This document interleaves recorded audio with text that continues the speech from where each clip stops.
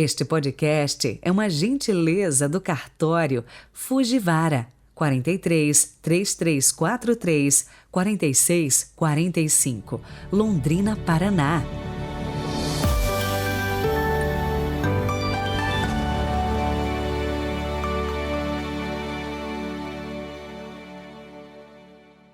Olá, bom dia, sejam muito bem-vindos ao podcast Evangelho do Dia. Hoje é sexta-feira, 14 de outubro de 2022. Rezemos.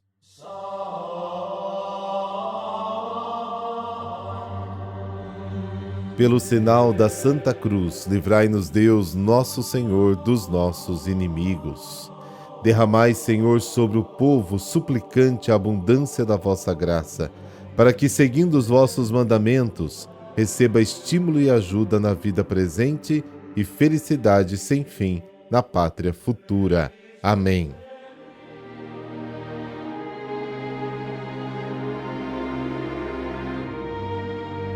Lucas, capítulo 12, versículos de 1 a 7. O Senhor esteja convosco, Ele está no meio de nós.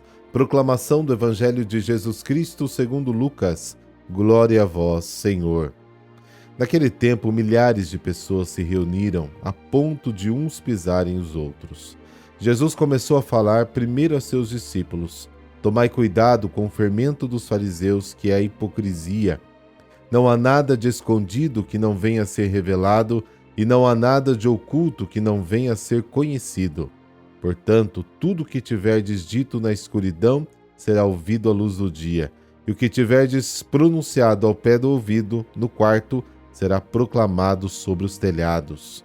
Pois bem, meus amigos, eu vos digo, não tenhais medo daqueles que matam o corpo, não podendo fazer mais do que isso. Vou mostrar-vos a quem deveis temer. Temei aqueles que, depois de tirar a vida, têm o poder de lançar-vos no inferno. Sim, eu vos digo, a este temei. Não se vendem 5 pardais por uma pequena quantia? No entanto, nenhum deles é esquecido por Deus. Até mesmo os cabelos de vossa cabeça estão todos contados. Não tenhais medo. Vós valeis mais do que muitos pardais. Palavra da salvação. Glória a vós, Senhor.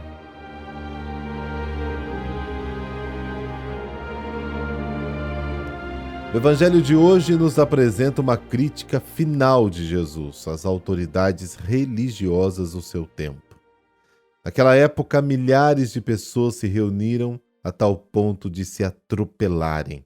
Esta frase dá um vislumbre da enorme popularidade de Jesus e do desejo do povo de conhecê-lo. Marcos capítulo 6, Mateus capítulo 13 dizem a mesma coisa. Mostra também o abandono em que as pessoas se encontravam.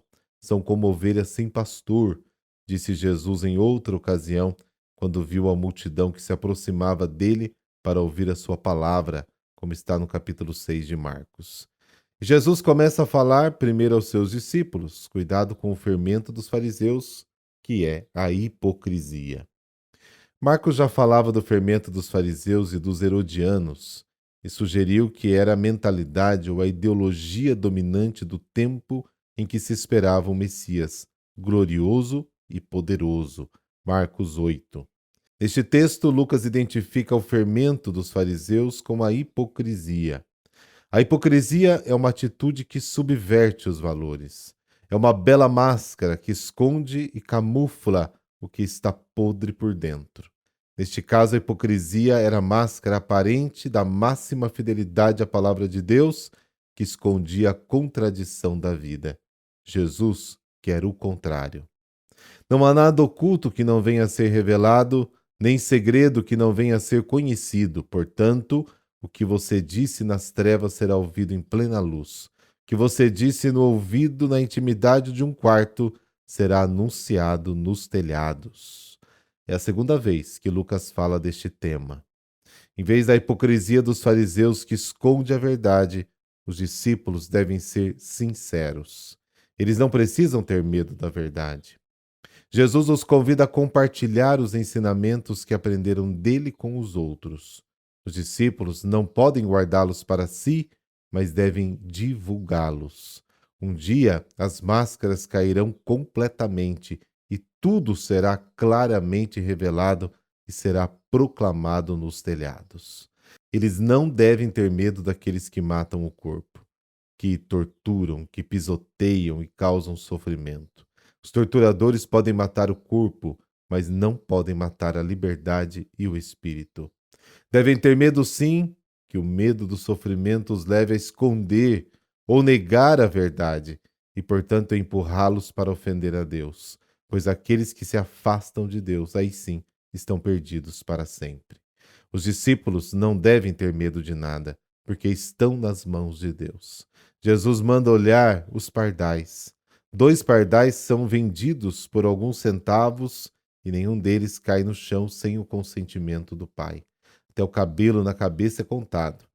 Lucas diz que nenhum cabelo cai sem a permissão do Pai. Não tenha medo, você vale mais do que muitos pardais. Esta é a lição que Jesus tira da contemplação da natureza. No Sermão da Montanha, Jesus extrai a mensagem mais importante da contemplação da natureza. Ele diz: vocês ouviram que foi dito: amarás o teu próximo e odiarás o teu inimigo. Mas eu vos digo: amai os vossos inimigos e orai pelos vossos perseguidores, para que sejais filhos do vosso Pai Celestial, que faz o sol nascer sobre os maus e os bons, e faz chover sobre os justos e os injustos. Observar o ritmo do sol e da chuva levou Jesus a esta afirmação revolucionária: ame os seus inimigos. O mesmo vale para o convite para olhar as flores do campo e as aves do céu, lá no capítulo 6 de Mateus. Essa surpreendente atitude contemplativa em relação à natureza levou Jesus a criticar verdades aparentemente e até então eternas. 6 vezes seguidas, tem a coragem de corrigir publicamente a lei de Deus. Ouvistes o que foi dito, mas eu vos digo. A descoberta feita na contemplação renovada da natureza torna-se para ele uma luz muito importante para reler a história com um olhar diferente e descobrir luzes que antes não eram percebidas.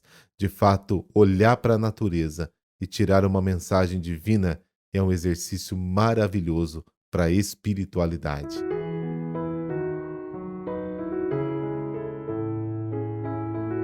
São Calixto I, filho de uma humilde família romana, nasceu em 160. Administrador dos negócios de um comerciante, Calixto passou por grandes dificuldades, pois algo saiu de errado no trabalho, chegando a ser flagelado e deportado para a ilha da Sardenha, onde, como condenação, enfrentou trabalhos forçados nas minas, juntamente com cristãos condenados por motivos de fé. Sem dúvida, com a convivência com os cristãos que enfrentavam o martírio, pois o cristianismo era considerado religião ilegal, Calixto decidiu seguir a Jesus. Mais tarde, muitos cristãos foram resgatados do exílio e a comunidade cristã o libertou. O santo de hoje colaborou com o Papa Vítor e depois, como diácono, ajudou o Papa Zeferino em Roma, pois assumiu com muita sabedoria a administração das catacumbas na Via Ápia, que eram aqueles cemitérios cristãos que se encontravam no subsolo por motivo de segurança. Além disso, também serviam para celebrações litúrgicas e para guardar os corpos dos mártires e dos primeiros papas para a ressurreição. Apesar de sua origem escrava, com a morte do Papa Zeferino, o clero e o povo elegeram Calixto como sucessor. Foi perseguido, caluniado e morreu mártir, quando acabou condenado ao exílio. Segundo a tradição mais segura, morreu numa revolta popular contra os cristãos e foi lançado em um poço. Durante os 6 anos de pastoreio zeloso e santo, São Calixto I condenou a doutrina que se posicionava contra a Santíssima Trindade. Até o seu martírio, ele defendeu a misericórdia de Deus que se expressa pela Igreja, perdoa os pecados dos que cumprem as condições de penitência. Desse modo, Calixto combatia os rigoristas que condenavam os apóstatas, adúlteros e homicidas. Abençoe-vos o Deus Todo-Poderoso, Pai, Filho e Espírito Santo. Amém. Bom final de semana para você. Até amanhã.